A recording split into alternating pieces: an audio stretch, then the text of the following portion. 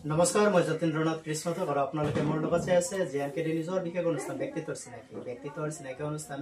আমি প্ৰতিটা খণ্ডত এগৰাকী বিশেষ ব্যক্তিৰ সৈতে আপোনালোকৰ সাক্ষাৎকাৰ কৰাই দিওঁ আজি কিন্তু তেনে ব্যতিক্ৰম নহয় আজি মোৰ লগত আছে এগৰাকী বিশেষ ব্যক্তি যিগৰাকী ব্যক্তি সৰুৰে পৰা বাল্যকালৰে পৰাই সত্ৰীয়া সংগীতৰ লগত জড়িত হৈ বৰ্তমান সমাজত নিজাববীয়াকৈ এখন সত্ৰীয়া সংগীত বিদ্যালয় স্থাপন কৰি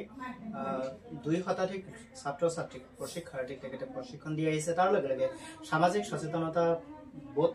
সন্মুখত ৰাখি এগৰাকী দায়বদ্ধশীল চৰকাৰী বিষয়া হিচাপে কৰ্ম কৰি আছে আজি তেখেতৰ সৈতে মই চিনাকি কৰাৰ আগত মই আপোনালোকক জনাম যে আপোনালোকৰ হ'ব পাৰে ব্যক্তিত্বৰ চিনাকি অনুষ্ঠানৰ অতিথি আমি আপোনালোকক স্বাগতম জনাইছোঁ জেএনকেডি নিজৰ মজিয়াত তেতিয়ালৈকে আপোনালোকে চাই থাকিব ব্যক্তিত্বৰ চিনাকি আৰু আজিৰ মোৰ অতিথিৰ সৈতে আহক আমি চিনাকি হৈছোঁ আমি স্বাগতম জনাইছোঁ আমাৰ ব্যক্তিত্বৰ চিনাকি অনুষ্ঠানটোলৈ আপোনাৰ পৰিচয়টো যদি আপুনি নিজে দিয়ে দৰ্শকৰ কাৰণে বেছি সহজ হৈ যায় হয় নমস্কাৰ জেএনকে টিভি মই নিউজক মই আন্তৰিক ধন্যবাদ জনাইছোঁ কাৰণ এইখিনি সুবিধা মোক তেওঁলোকে মাতি আনি মোৰ নিজৰ ব্যক্তিত্ব আৰু মোৰ কৰ্মৰাজিৰ ওপৰত তেওঁলোকে সুবিধা দিছে আচলতে সৰুকালৰ পৰাই সত্ৰৰ ওচৰতে ডাঙৰ দীঘল হৈছোঁ আৰু পিছৰ পৰ্যায়ত বাৰু অকণমান দূৰলৈকে গুচি গৈছোঁ সত্ৰৰ ভিতৰত বিভিন্ন গীত মাত নৃত্য আদি শিকিছোঁ তাৰ লগতে এতিয়াও আমাৰ গুৰু দুজনাৰ আশীৰ্বাদত আৰু বাকী আটাপুৰুষসকলৰ সৃষ্টিৰাজিৰ ওপৰত নতুন প্ৰজন্মক যিখিনি দিব পাৰিছোঁ চেষ্টা কৰিছোঁ দিয়াৰ কাৰণে যাতে এই কলা সংস্কৃতিখিনি আগুৱাই যায় তাৰ কাৰণে যথেষ্ট চেষ্টা কৰি আছোঁ আশীৰ্বাদ বিচাৰিছোঁ সকলোৰে পৰা আপোনাৰ বাল্যকাল আচলতে সত্ৰৰ ওচৰতে আমাৰ ঘৰ হয় নহাটী বুলি কয় ঠাইখিনি তাত কিছু সময় তাত আছিলোঁ পিছৰ পৰ্যায়ত আমি মেটুৱাকুচি কুজিয়া ৰোডলৈকে আমি আহিলোঁ তাত আমাৰ ঘৰ বনাই তাত এতিয়া তাতে আছোঁ পৰৱৰ্তী সময়ত যদিও আমি মেটুৱাকুচি কুজিয়া ৰোডত আছিলোঁ তথাপিও আমি সত্ৰৰ ভিতৰতে মই শিকিছিলোঁ শংকৰী সাংস্কৃতিক বিকাশ কেন্দ্ৰ বুলি এখন স্কুল আছিলে ভিতৰত তাত মই সৰুৰ পৰাই শিকিছিলোঁ বিভিন্ন গুৰুৰ তত্ত্বাৱধানত শিকিছিলোঁ পিছৰ পৰ্যায়ত আৰু বিভিন্ন প্ৰতিষ্ঠানৰ লগত জড়িত হৈছোঁ আৰু এতিয়া মই কলাংগন বৰপেটা বুলি এটা মহাবিদ্যালয়খন আছে তাত মই হেৰি কৰি আছোঁ অধ্যক্ষ হিচাপত আছোঁ তাতে আমাৰ 270জন ষ্টুডেণ্ট এতিয়া শিকি আছে বিভিন্ন বিষয়ত সত্ৰীয়া সংগীতৰ এই ক্ষেত্ৰখনলৈকে আপুনি কিয় আহিল আৰু কেতিয়া আহিল আচলতে 5 বছৰ বয়সতে নৰহৰি বুঢ়া ভকতদেৱৰ আমাৰ পৰ্টাল নৃত্যৰ সৃষ্টিকৰ্তা তেখেতৰ এখন তাত তেখেতৰ নামেৰে এখন স্কুল আছিলে নৰহৰি বুঢ়া ভকত সংগীত মহাবিদ্যালয় বুলি এখন স্কুল আছিলে তাত মোক মায়ে 5 বছৰ বয়সতে নামভৰ্তি কৰাই দিছিলে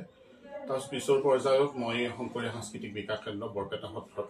শিকিলোঁ আৰু তাৰ পৰৱৰ্তী সময়খিনিতে মই বিভিন্ন অনুষ্ঠানৰ লগত জড়িত হলোঁ আচলতে সৰুকালৰ পৰাই মাহঁতৰ চেষ্টা আৰু মোৰ মানে এটা আগ্ৰহ আছিলে যাতে এই কলা সংস্কৃতিখিনি মই আগুৱাই নিব পাৰোঁ আৰু নতুন প্ৰজন্মৰ মাজত কিবা যাতে ভৱিষ্যতে মই দিব পাৰোঁ সেই লক্ষ্য উদ্দেশ্য ৰাখি মই আচলতে মই এই শিক্ষাখিনি লৈছিলোঁ আৰু মোৰ মূল লক্ষ্য উদ্দেশ্য হৈছে যিবিলাক আৰ্থিকভাৱে দুৰ্বল ল'ৰা ছোৱালী আছে তেওঁলোকক বৰ্তমানৰ মূল লক্ষ্য উদ্দেশ্য আৰ্থিকভাৱে দুৰ্বল যিবিলাকে টকা পইচাৰ অভাৱত আমাৰ এই কলা সংস্কৃতিখিনি ল'ব পৰা নাই তেওঁলোককো যাতে মই মোৰ অনুষ্ঠানত শিক্ষা দি তেওঁলোকক আগুৱাই নিব পাৰোঁ এইটোৱে লক্ষ্য আৰু উদ্দেশ্য আছে মোৰ এই ক্ষেত্ৰখন সকলোৰে কাৰণে সম্ভাৱ্যপূৰ্ণ যদিও বহুতৰ উদাসীনতা আমি দেখিবলৈ পোৱা যায় আমাৰ উত্তৰ প্ৰজন্মৰ মাজত আমাৰ সত্ৰীয়া সংগীতৰ প্ৰশিক্ষণ বা শিক্ষাৰ যিটো প্ৰাসংগিকতা আপুনি কি অনুভৱ কৰে আমাৰ আচলতে সত্ৰীয়া সংস্কৃতিখিনি নতুন প্ৰজন্মৰ ক্ষেত্ৰত আচলতে আজিকালি নতুন প্ৰজন্মই বিভিন্ন বয়া দিশৰ ফালে আগুৱাই গৈছে কিছুমানে যাতে সেই বস্তুখিনি তেওঁলোকে এই বয়া দিশটোৰ ফালে আগুৱাই যাব নোৱাৰে তাৰ প্ৰতি লক্ষ্য ৰাখি আমি কলা সংস্কৃতিখিনি বা মহাপুৰুষ দুজনাৰে হওক বা আটাপুৰুষসকলৰে হওক যিখিনি কলা সংস্কৃতি তেওঁলোকৰ মাজত দিব পাৰোঁ যাতে তেওঁলোকে বয়া দিশটো ল'ব নোৱাৰে আৰু তেওঁলোকে ব্যস্ততাপূৰ্ণ এটা জীৱন যদিও তেওঁলোকৰ কিন্তু এই সংস্কৃতিখিনিও যাতে তেওঁলোকৰ মাজৰ পৰাই আগুৱাই যায় তাৰ প্ৰতি আমি লক্ষ্য ৰাখিব লাগিব আপুনি এগৰাকী চৰকাৰী বিষয়া তাৰ ওপৰত সত্ৰীয়া সংগীতৰ প্ৰতি আপোনাৰ আসক্তি বা অনুৰক্তি দুটাক আপুনি কেনেদৰে বেলেঞ্চ কৰে? আচলতে আপোনাৰ এইটো বহুত ডাঙৰ প্ৰশ্ন। এইটো প্ৰশ্ন আচলতে আপুনি বুলি নহয়, মোক বিভিন্ন ব্যক্তিয়ে সোধে যে আপুনি এটা গুৰুত্বপূৰ্ণ এটা বিষয়ত আপুনি কাম কৰে, যিটো ডিজাস্টাৰ মেনেজমেণ্ট। হয় হয়, মই আচলতে বৰপেটা জিলাৰ দুৰ্যোগ ব্যৱস্থাপনা প্ৰাধিকৰণৰ তথ্য সহায়ক হয়। মই মোৰ আচলতে দুটা বস্তু একেলগে চলাই নিয়াত বিভিন্ন অসুবিধা হয় যদিও, কিন্তু আমাৰ কাৰ্যালয়ৰ বিভিন্ন বিষয়াই হওক বা সহকাৰী সহায়কে হওক, তেওঁলোকৰ বিভিন্ন সহায়ত মই আচলতে এই মোৰ কলা সংস্কৃতিখিনি আগুৱাই নিব পাৰিছোঁ। বিশেষ কৰি মই মোৰ যিজন মোৰ অফিচাৰ বাইদেউ হয়, তেখেত বিষয়া বাইদেউ দুৰ্যোগ ব্যৱস্থাপনা প্ৰাধিকৰণৰ ডক্টৰ নন্দিতা দত্ত হয়। তেখেতক মই সদায় শলাগ ল'ব লাগিব তেখেতৰ, কাৰণ তেখেতে মোক যথেষ্টখিনি সহায় কৰে। আৰু বাকী আমাৰ উপায়ুক্ত কাৰ্যালয়ত যিহেতু জিলা দুৰ্যোগ ব্যৱস্থাপনা প্ৰাধিকৰণ হয়, তাতে মোৰ উপায়ুক্ত মহোদয়, সহকাৰী উপায়ুক্ত মহোদয় সকলেও মোক যথেষ্টখিনি এই বস্তুখিনিত সহায় কৰিছে, যাতে মই এই বস্তুখিনি আগুৱাই যাব পাৰোঁ, এই সংস্কৃতিটো মই ৰাখিব পাৰোঁ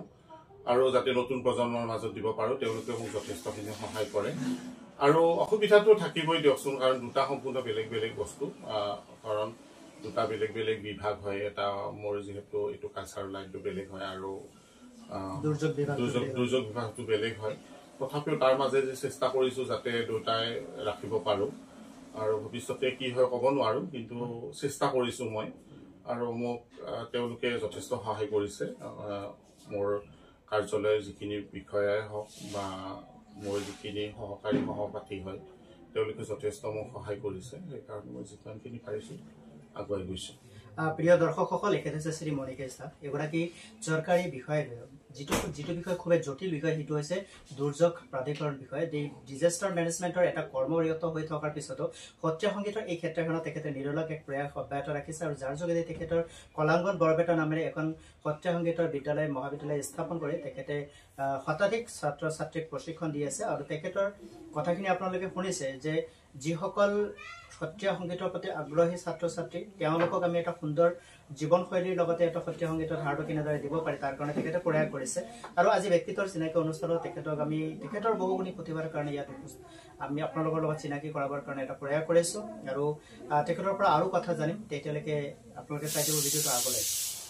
মই আপোনালোকৰ এতিয়া জানিব বিচাৰিছোঁ যে যিহেতুকে বৰপেটা এখন সত্ৰ নগৰী, আৰু বৰপেটা সত্ৰ নগৰীত বিভিন্ন ধৰণে আমি সৰুৰে পৰা শুনি অহা সত্ৰাধিকাৰ আটাতৈ পুৰুষসকলৰ আমি কাহিনী শুনি পাইছোঁ। বৰপেটা সত্ৰ আৰু সত্ৰীয়া সংগীতৰ যিটো পৰম্পৰা, নিশ্চয় যিহেতু আপুনি সৰুৰে পৰা এই বস্তুটো পাইছে, আপুনি কি অনুভৱ ব্যক্ত কৰিব বা কোনটো বস্তু আপোনাক বেছিকৈ আকৰ্ষিত কৰে? আচলতে বৰপেটাত আপোনাৰ ৰাতিপুৱা প্ৰসংগৰ পৰাই ৰাতিলৈকে আমাৰ নাম কীৰ্তনখিনি আমাৰ সত্ৰত চলিয়ে থাকে, 14 প্ৰসংগ। আৰু তাৰ লগতে আমি আচলতে আমাৰ তেজতে সেই বস্তুটো থকাৰ নিচিনা। আমি যিহেতু ৰাতিপুৱা বিচনাৰ পৰা উঠিয়ে যিহেতু আমি সেই পৰিৱেশ এটাতে ডাঙৰ দীঘল হৈ গৈছোঁ, বা ৰাতিপুৱাৰ পৰাই আমি সেই পৰিৱেশ এটা পাওঁ। আচলতে আমাৰ আটাপুৰুষসকলেই হওক বা গুৰু দুজনাৰে সৃষ্টিৰাজিয়ে হওক, আমাৰ বৰপেটাৰ মানুহখিনি আচলতে আমাৰ সকলোৰে তেজত থকা নিচিনাই হৈছে এতিয়া মানে কথাটো। আৰু বাকী আমাৰ বিশেষ কৰি আমাৰ অপূৰ্ব সৃষ্টিৰ কথা মই ইয়াতে নকলে অকণমান দিগদাৰ হ'ব, কাৰণ যিহেতু আমাৰ মহানন্দ সূত্ৰধাৰ আৰু আমাৰ নৰহৰি বুঢ়া ভকতদেৱৰ অপূৰ্ব সৃষ্টি ভোৰতাল নৃত্য।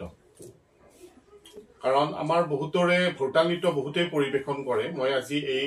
অনুষ্ঠানটোতে মই ইয়াৰ কথা ক'ব বিচাৰিছোঁ। আমাৰ অসমৰ বিভিন্ন অনুষ্ঠানে বিভিন্ন ভোৰতাল নৃত্য পৰিৱেশন কৰে, কিন্তু আমাৰ গুৰু দুজন অৰ্থাৎ মহানন্দ সূত্ৰধাৰ আৰু আমাৰ নৰহৰি বুঢ়া ভকতদেৱৰ, তেখেতৰ নাম দুটা কেতিয়াও নকয়।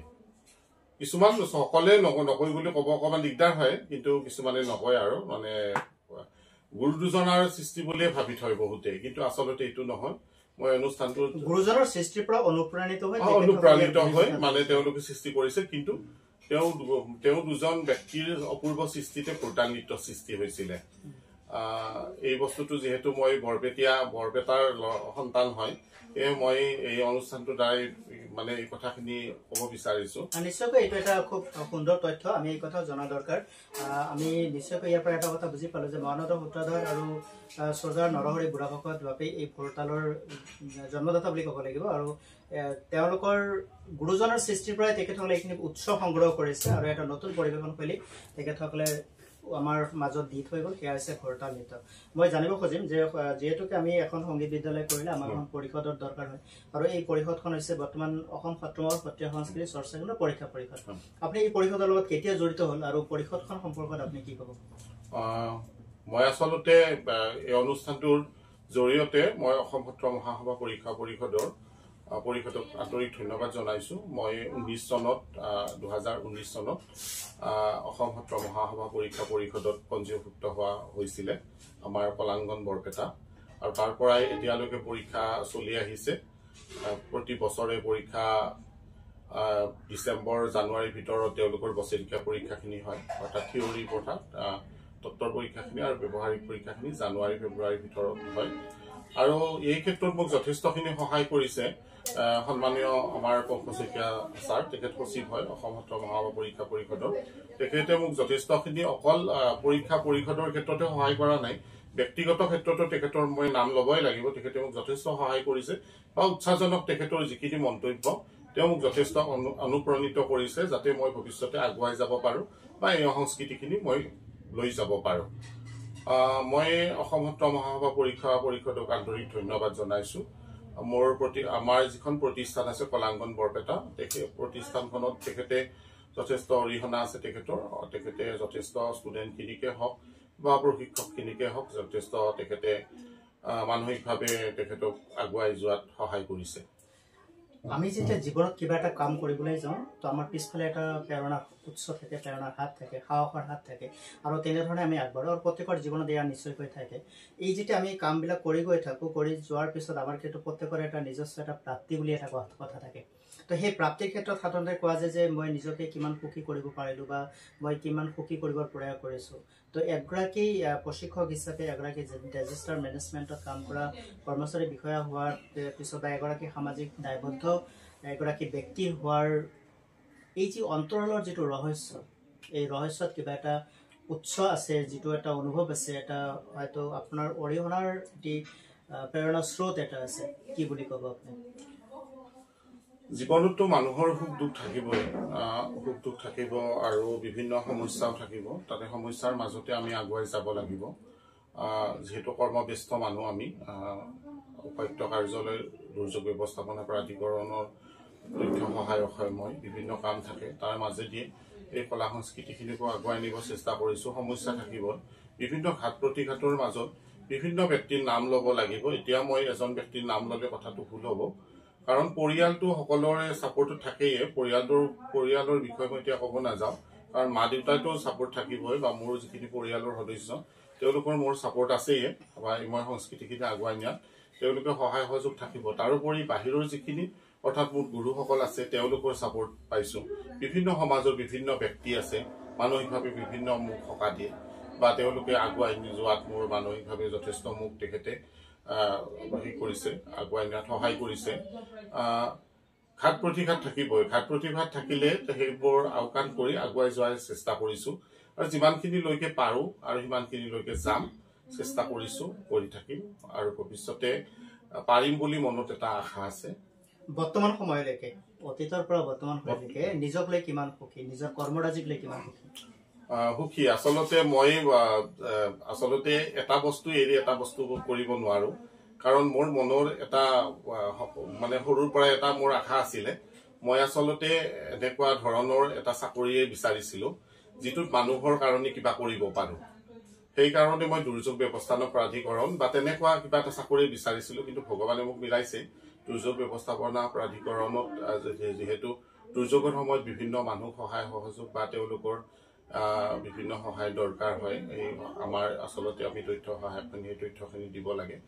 সেয়েহে সেই বস্তুটো বিচাৰিছিলোঁ আৰু পৰৱৰ্তী বুলি কথা নাই আৰু সৰুৰ পৰাইতো আৰু কলা সংস্কৃতিখিনিৰ লগত জড়িত হৈ আছোঁ সেইখিনিতো আছেই মোৰ সেয়ে দুটা বস্তুৰ ক্ষেত্ৰতে মই সুখী কাৰণ মই বিচৰা দুটা বস্তুৱে মই এতিয়ালৈকে পাইছো আৰু ভৱিষ্যতেও পাম বুলি আশা ৰাখিছো যেহেতু ভিডিওটো আমি বেছি দীঘল কৰিব নোৱাৰিম আমাৰ এটা নিৰ্দিষ্ট সময়ৰ বান্ধন থাকে ব্যক্তিত্বৰ চিনাকি অনুষ্ঠানে প্ৰতিগৰাকী ব্যক্তিৰ জীৱনৰ অন্তৰালৰ ৰহস্য আৰু জীৱনৰ অনুভৱে আমাক আগুৱাই যাবলৈ সহায় দিয়ে সহযোগিতা আগবঢ়ায় আৰু নিশ্চয়কৈ আমি প্ৰতিগৰাকী ব্যক্তিৰ ব্যক্তিত্বৰ পৰা নতুন কিবা এটা কথা শিকিব পাৰোঁ কিবা এটা কথা জানিব পাৰোঁ তাৰ পৰা আপুনি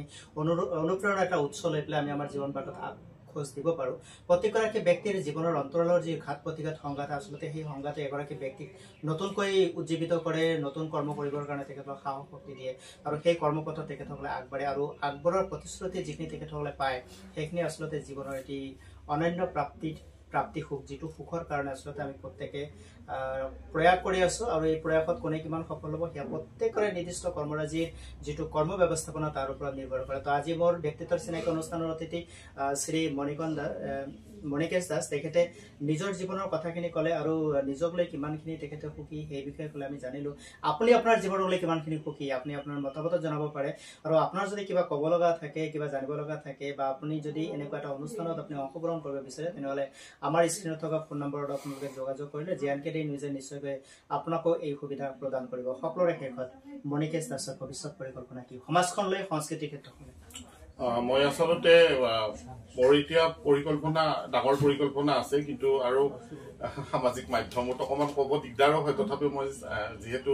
আজি অনুষ্ঠানত মাতিছে মই কম এই কথাখিনি আপোনালোকৰ আগত কম কথাখিনি মই আচলতে কলাংগন বৰপেটা মোৰ এটা সপোন সেই সপোনটো মানে এতিয়া মই 2025 চলি আছে 2030ত মই মাটি বাৰী কাম অকণমান হৈছে অলৰেডি আৰু আমাৰ প্ৰচিডিউৰ আছে অকণমান অফিচিয়েলি প্ৰচিডিউৰ আছে যিখিনি মানে মই মহাবিদ্যালয় এখন স্থাপনৰ চেষ্টা কৰিছোঁ যাতে 25-30ত মই এখন আন্তঃগাঁথনিৰ কাম আৰম্ভ কৰিম আৰু 35লৈকে সম্পূৰ্ণ হৈ উঠিব আৰু বিভিন্ন আৰ্থিকভাৱে দুৰ্বল ল'ৰা ছোৱালীক যাতে মই এই কলা সংস্কৃতিখিনি আগুৱাই নিব পাৰোঁ সেয়ে মই চেষ্টা কৰিছোঁ আৰু কলাংগনে ভৱিষ্যতে উজ্জ্বল মানে কামনা কৰিয়ে মই আচলতে এই প্ৰচেষ্টা কৰিছোঁ অলৰেডি মোটামুটি আপোনাৰ মাটি বাৰীৰ কামখিনি সম্পূৰ্ণ হৈছে আৰু বাকী অফিচিয়েলি যিখিনি আমি এখন মহাবিদ্যালয় স্থাপন কৰিব লাগে বিভিন্ন অফিচিয়েলি আমাৰ কাম আছে এই কামখিনি হ'ব আৰু 30লৈকে নিশ্চয় সম্পূৰ্ণ হ'ব লাগে হ'লে আমি আন্তঃগাঁথনিৰ কামসমূহ আৰম্ভ দিম তাৰপিছত আমাৰ 35লৈকে এই বিদ্যালয়খন সম্পূৰ্ণৰূপে মুকলি কৰা হ'ব শিক্ষাৰ্থীৰ কাৰণে এইটো মোৰ মানে বৰ্তমানৰ পৰিকল্পনা আৰু বাকী মোৰ পৰিকল্পনা এটা আছে বিভিন্ন ঠাইত কলাংগন বৰপেটা বুলি প্ৰতিষ্ঠান স্থাপন কৰা যাতে বিভিন্ন পিছপৰা ঠাইত যাতে এই কলা সংস্কৃতিখিনি আগুৱাই দিব পাৰোঁ আৰু প্ৰশিক্ষকসকলকো মই এনেকৈ আগুৱাই নিয়াৰ কাৰণে চেষ্টা কৰিছোঁ যাতে তেওঁলোকে অনুপ্ৰাণিত হয় এনে অঞ্চলত যাই শিকাব পাৰে বিভিন্ন পিছপৰা অঞ্চলত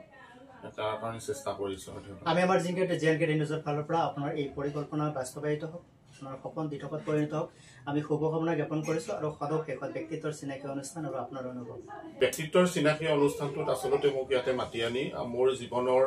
প্ৰতিটো খোজ অৰ্থাৎ প্ৰতিটো সময় কোৱাৰ সুবিধা দিয়াৰ কাৰণে আচলতে সকলোতে এই সুবিধাখিনি নাপাওঁ আমি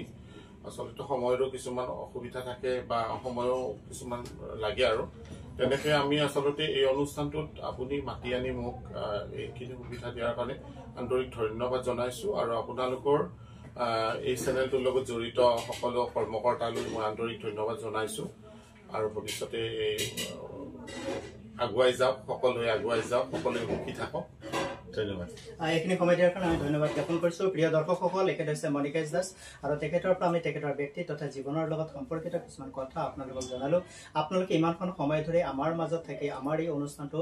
আপোনালোকে দৰ্শন কৰাৰ হেতুকে শ্ৰৱণ কৰাৰ হেতুকে আমি আপোনাক ধন্যবাদ কৃতজ্ঞতা জনালোঁ আৰু অনাগত দিনতো আমি আহি আছোঁ আৰু এটা নতুন খণ্ডলৈ এগৰাকী বিশেষ অতিথিৰ সৈতে তেতিয়ালৈকে চাই থাকিব JNK নিউজৰ বিশেষ অনুষ্ঠান ব্যক্তিত্বৰ চিনাকি মই যতীন্দ্ৰ নাথ কৃষ্ণ দাক আপোনালোকক আহ্বান জনাই বিদায় লৈছোঁ ধন্যবাদ